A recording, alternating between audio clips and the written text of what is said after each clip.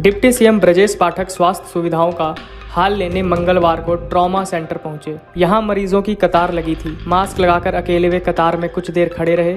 इस दौरान उन्होंने लाइन में खड़े मरीजों से जानकारी हासिल की। ट्रॉमा के पीआरओ राउंड पर थे। उन्होंने मंत्री को लाइन में लगे देखा, तुरंत अधिकारियों को फोन पर सूचना दी। डिप्टी सीएम के आने की सूचना से ट्रॉमा सेंटर में हड़कंप मच गया। किंग जॉर्ज चिकित्सा विश्वविद्यालय में ओपीडी पंजीकरण के लिए जारी हेल्पलाइन नंबर व्यवस्था की सच्चाई मंगलवार को सामने आ गई। उप मुख्यमंत्री और चिकित्सा एवं शिक्षा मंत्री ब्रजेश पाठक एक सामान्य नागरिक के तौर पर ओपीडी पंजीकरण के लिए जारी नंबर पर फोन लगाते रहे। केजीएमयू प्रशासन इस नंबर पर 20 लाइन होने का दावा करता है, पर आधे घंटे से ज्यादा समय तक फोन लगाते रहने पर भी नंबर बिजी होने की कॉलर ट्यून ही सुनाई देती रही। नाराज होकर जब वे पीएचआई भवन स्थित कॉल सेंटर पहुंचे तो उन्होंने पाया कि ज्यादातर लाइन खाली थीं। इसके बाद उन्होंने मौके पर मौजूद अधिकारियों को जमकर लताड़ लगाई तथा 24 घंटे में व्यवस्था दुरुस्त करने की चेतावनी दी। मंत्री ने कहा कि केजीएमयू की ओपीडी में पंजीकरण संबंधी समस्याओं की लगातार शिकायत आ रही है। अपने फोन से भी उन्होंने कई बार पंजीकरण वाले नंबर पर फोन किया, पर फोन नहीं लगा। केजीएमयू में मंगलवार को औचक निरीक्षण पर पहुंचने के बाद भी वे लगातार फोन लगाते रहे, पर कोई फायदा नहीं हुआ। निरीक्षण के दौरान उन्होंने केजीएमयू के प्रशासनिक अधिकारियों से भी फोन लगाते रहे।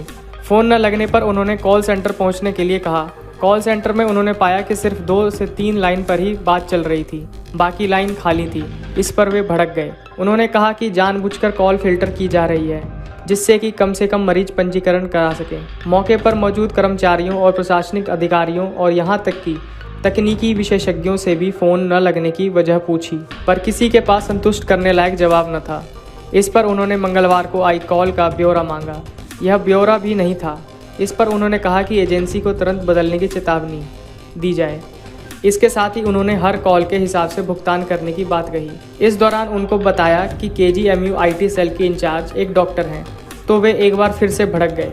उनका कहना था कि डॉक्टर का काम इलाज करना है, न कि यह काम संभालना।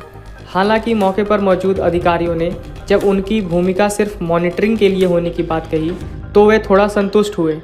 इसके बावजूद कॉल न लगने पर उनका गुस्सा शांत नहीं हुआ तथा उन्होंने इस संबंध में बैठक करके शाम तक रिपोर्ट तथा अगले दिन तक व्यवस्था दुरुस्त करने की चेतावनी दी।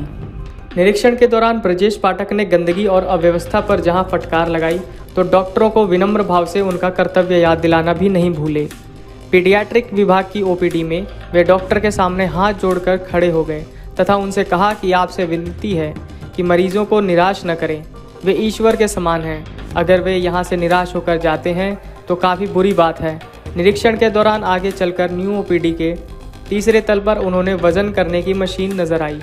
इस पर चढ़कर उन्होंने अपना वजन देखा और संतुष्ट होकर आगे बढ़ गए। सीएमएस डॉक्टर एसएन शंखवार ने मंत्री के निरीक्षण के बाद फ़ोन न लगने की शिकायत पर बैठक बुलाई। डॉक्टर शंखवार के अनुसार एक दिन पहले सर्वर डाउन था। मंगलवार को भी कुछ तकनीकी समस्या थी, इसे दुरुस्त करने के लिए कहा गया है। इसके साथ ही साफ सफाई और टूट फूट दुरुस्त करने के लिए संबंधित जिम्मेदारों को पत्र लिख दिया गया है।